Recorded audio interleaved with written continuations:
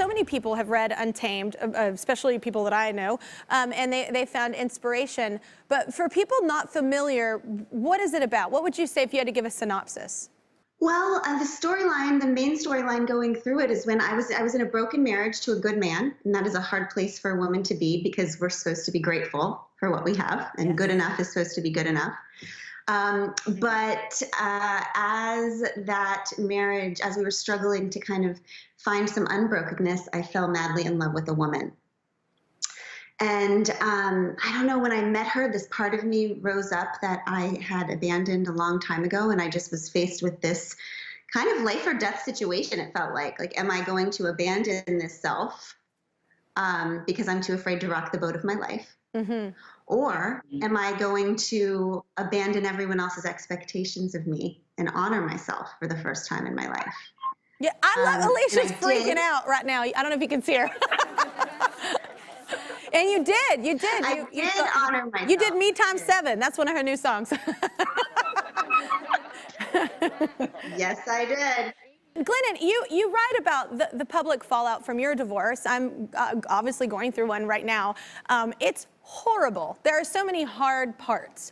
The hardest for me is the kids. That's the hardest for me.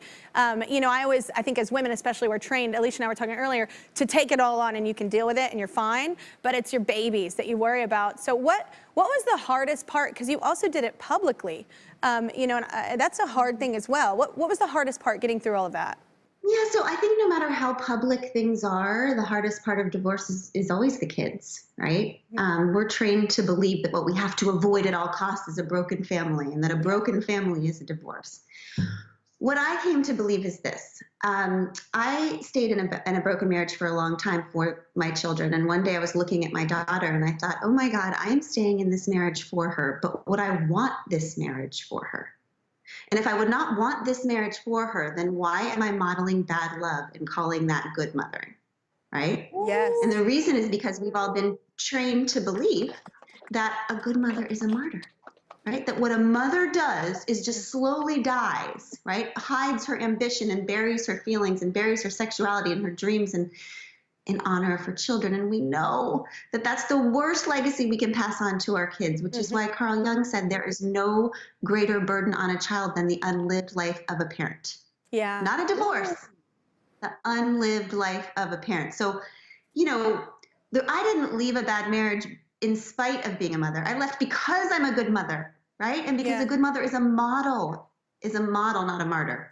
Well, and it's so interesting that you brought that line. That's the book. That's my favorite in your book. That's my favorite line from it because, and not to put this on you, it was just one of those things. It was that thing I needed to see to make a step in my life, and not just for me, but also for my current husband. I'm like, this isn't happiness, you know, for both of us, you know, like I feel both of us deserve better, and neither one of us would want this for our children. And it was like reading that line, like so hit home for me, and not selfishly, but for the family. It's like, well, I don't want this for anyone in this scenario right now. And it was just such a powerful piece of knowledge that seems so logical, but it's never been worded like that to me. So, I mean, thank you so much. You really, I said this in the break before you came on, but I know you get this because you get so many people just raving about you and probably in tears saying thank you so much and you've changed their lives and everything. But it is such a superpower that you have to be able to help lead others to theirs.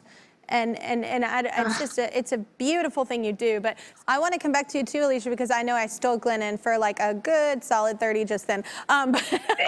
But I want to know what's your biggest takeaway from the book Untamed? I'm just curious. What was the thing that stuck out for me is what I talked about. Is there anything that really stuck out to you that helped?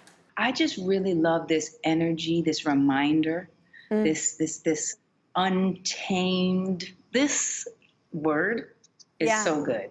You know what I mean? This concept and this word about being completely unbounded. Yeah. You know, there is being the cheetah. That cheetah reference at the beginning. I love it. That's who you want to be. You want to be able to be completely, you know, in your wind, in your soar, in your power. And I think we spend so much of our life trying to figure out what that is. And that's okay. There's not a rush. There's not a timeline on that. It happens when it happens for you. But I think being more comfortable with words like untamed and unbounded and, you know, just completely free to be who you are, everything that she so elegantly said, and do it because it's good for you and therefore good for everyone around you. That theme just reminds me and reminds me and reminds me. And that's my favorite part of what you're up to. Oh my gosh, me too. And I love, I think in the book too, it's like, you know, it's okay. Like we end up taming ourselves, and we did that because to make people feel comfortable.